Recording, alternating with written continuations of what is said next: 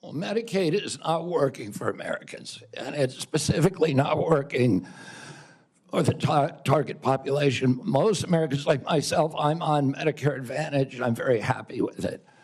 Most people who are on Medicaid are not happy. The premiums are too high, the deductibles are too high, the networks are narrow, the best doctors will not accept it in the best hospitals. And particularly, Medicaid was originally designed for a target population, the poorest Americans. It's now been dramatically expanded. And the irony of the expansion is that the poorest Americans are now being robbed. Allergic diseases, obesity. When my uncle was president, 3% of Americans were obese. Today, 74% of Americans are obese or overweight. No other country has anything like this. In Japan, the obesity rate is still 3%. And epidemics are not caused by genes. Genes may provide the vulnerability, but you need an environmental toxin. Hey, that's pretty good. Are you a conspiracy theorist? That is a pejorative, Senator, that's applied to me. Mainly to keep me from asking difficult questions of powerful interests. I was told that I was a conspiracy theorist. That label was applied to me because I said that the vaccines, the COVID vaccine, didn't prevent transmission and it wouldn't prevent infection, when the government was telling people, Americans, that it would. I was saying that because I was looking at the monkey studies in May of 2020. I was called a conspiracy, now everybody admits it. I was called a conspiracy theorist because I said red dye caused cancer. And now FDA has acknowledged that and banned it. I was called a conspiracy theorist because I said fluoride lowered IQ. Last week, JAMA published a meta-review of 87 studies saying that there's a direct inverse correlation between IQ loss. All right, so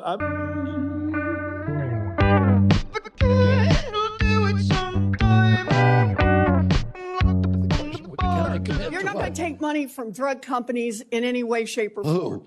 Me? Yes, you. Oh.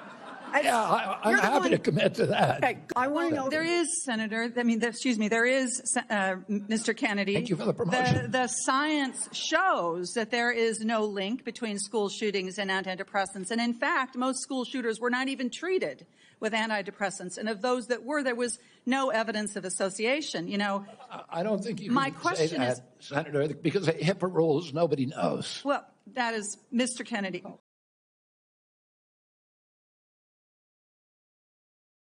Did you say that Lyme disease is highly likely a materially engineered bioweapon? I made sure I put in the highly likely.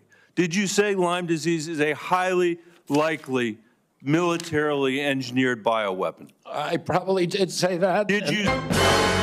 we need to move Senator, on. I support the measles vaccine. I support the polio vaccine. I will do nothing as HHS secretary that makes it difficult or discourages people from taking either of those Anybody vaccines. who believes that ought to look at the measles book you wrote saying parents have been misled into believing that measles is a deadly disease. That's not true.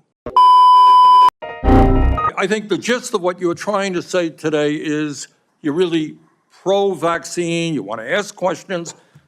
You have started a group called the Children's Health Defense. You're the originator.